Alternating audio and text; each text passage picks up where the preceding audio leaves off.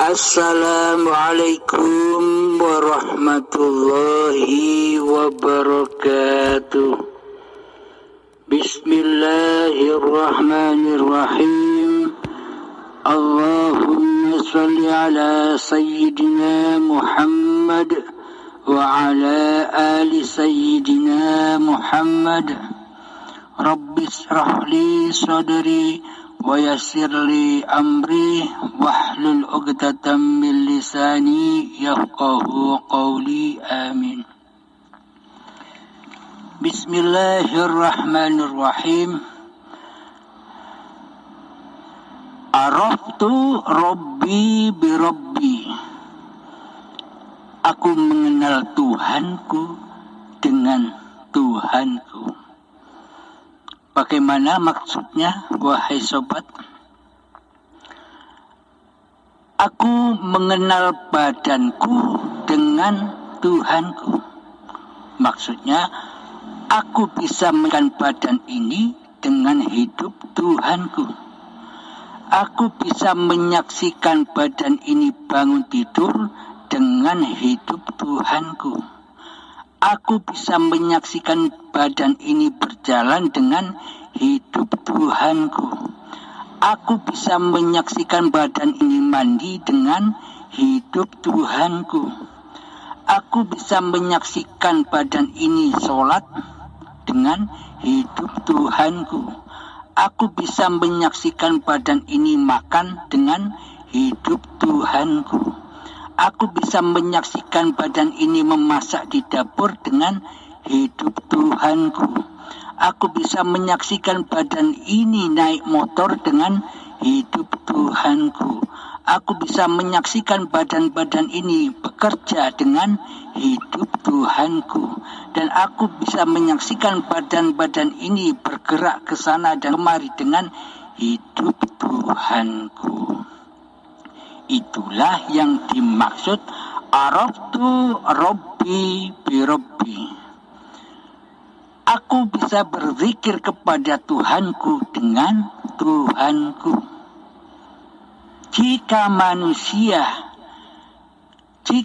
yang wujud masih diri manusia kita di hati kita, maka yang paling diingati, yang paling dizikiri bukan Allahnya, akan tetapi dirinya sendiri yang diingat, badannya sendiri yang diingat. Karena yang wujud di hati kita selama ini adalah hawa nafsu kita sendiri, diri kita sendiri, nama kita sendiri.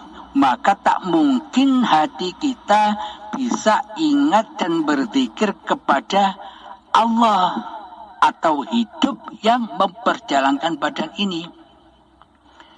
Nah, kita sekarang mencoba mengalihkan sudut pandang yang selama ini kita imani di hati kita. Selama ini kita hanya mewujudkan badan-badan zahir kita ini. Sehingga melihat apapun kita selalu mewujudkannya. Sehingga wujud yang ada di luar diri itu masuk seluruhnya ke dalam diri hati kita. Maka disitulah banyak berhala-berhala yang selain Allah di hati kita. Hakikat Masjidil Haram adalah badan-badan kita ini yang dari tanah. Sama dari tanahnya dengan masjid yang ada di Mekah sana. Sama-sama dari tanahnya. Sedangkan Baitullah Baitullah Ka'bah yang ada di Mekah sana, itulah simbolnya hidup yang ada di badan kita, yang menghidupi, yang menciptakan, yang mencukupi, yang menjaga, yang membimbing, yang mengasih sayangi badan kita ini sejak dari tanah yang mati hingga saat ini tetap dalam kuasanya hidup.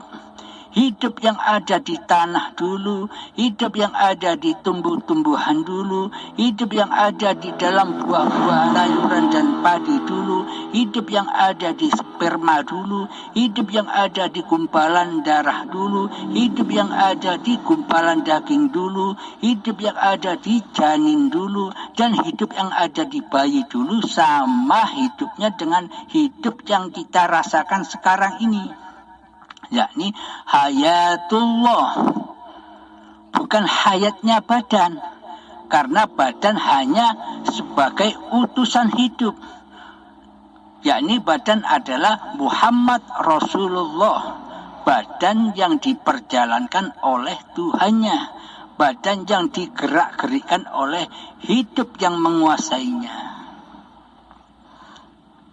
Itulah makna Araftu Rabbi bi Rabbi.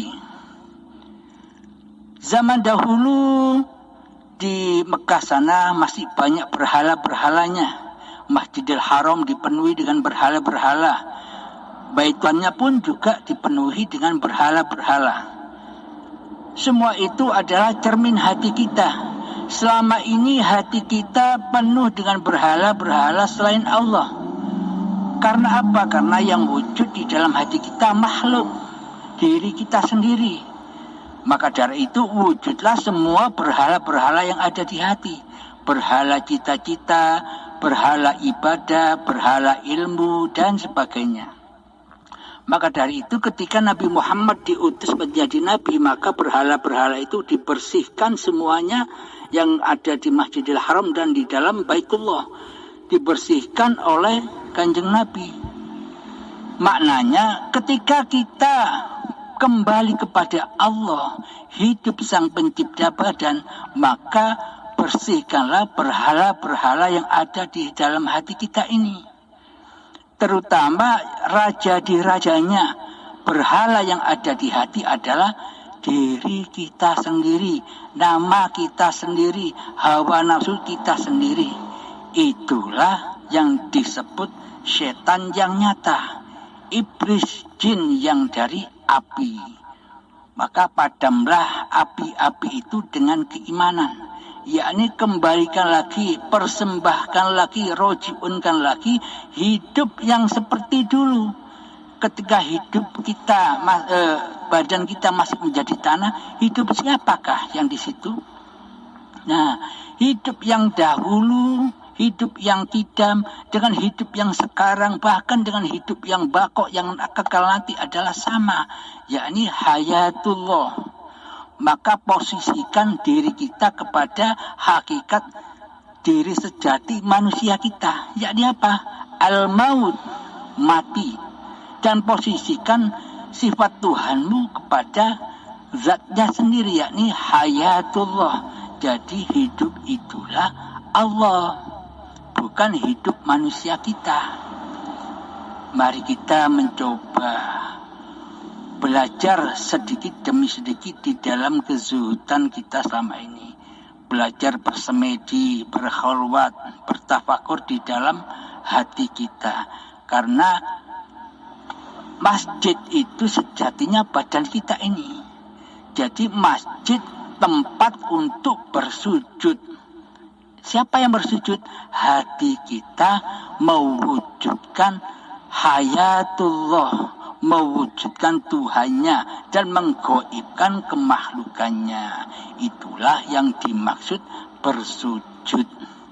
Sujudnya hati kepada Sang Maha Hidup. Assalamualaikum warahmatullahi wabarakatuh.